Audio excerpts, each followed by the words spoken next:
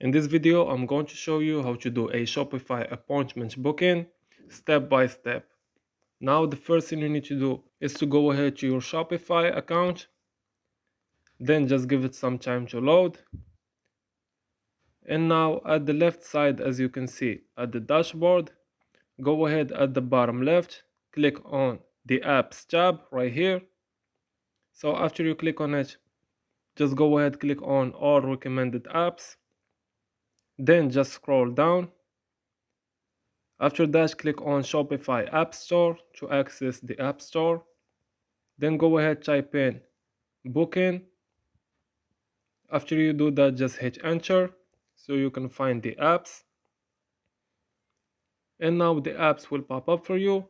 Now choose this one, which is at the top left, appointment booking. Go ahead, click on it. And now after you click on it, just click on install so it can be installed into your Shopify. Then just click on install again and go ahead, set it up step by step. So now you can see that you can fill in the appointment booking.